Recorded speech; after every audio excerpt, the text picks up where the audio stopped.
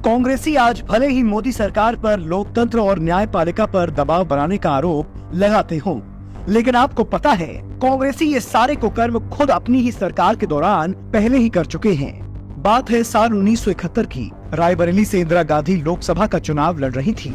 उनके सामने राजनारायण भी ताल ठोक रहे थे। राजनारायण इंदिरा गांधी के खिलाफ अपनी जीत को लेकर आश्वस्त थे, लेकिन जब नतीजे आए तो भारी वोटों के अंतर से हार गए। राजनारायण समझ गए थे कि चुनाव में धांधली हुई है, इसलिए उन्होंने इंदिरा के खिलाफ सरकारी मशीनरी का दुरुपयोग करने के आरोप में अदालत का दरवाजा खटखटाया। जज को लालच देने की कोशिश। जैसे ही राजनारायण इस मामले को लेकर हाईकोर्ट पहुंचे, इंदिरा गांधी के प्यादे समझ गए थे कि फैसला उनके खिलाफ ही आएगा, क्योंकि सच उनको पता ही था। इसलिए फैसले को अपने पक्ष में करने के लिए वो इलाहाबाद हाईकोर्ट के तत्कालीन चीफ जस्टिस DS माथुर से मिले, जो इंदिरा के निजी डॉक्टर KP माथुर के करीबी रिश्तेदार थे।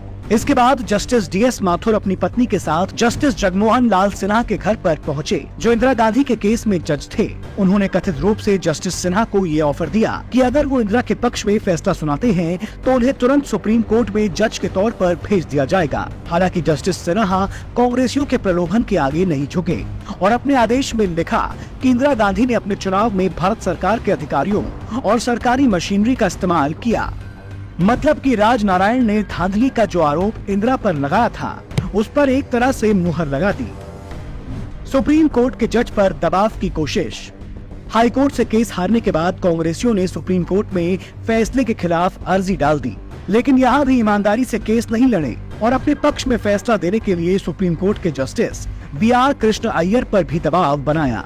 और ये बात हम नहीं कह रहे, ये बात खुद जस्टिस BR कृष्ण अय्यर ने एक टीवी साक्षात्कार में कहा था। उन्होंने कहा था कि इंदिरा गांधी की सरकार में कानून मंत्री रहे HR गोखले ने उनसे मिलने के लिए फोन किया था।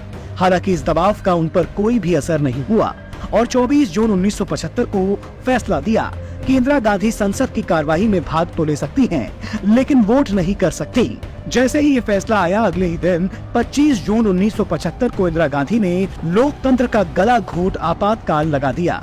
उसके बाद जो हुआ वो देश के इतिहास में काले अक्षरों में दर्ज है। इसलिए कम से कम कांग्रेसी हमें लोकतंत्र और न्यायपालिका पर ज्ञान ना दें।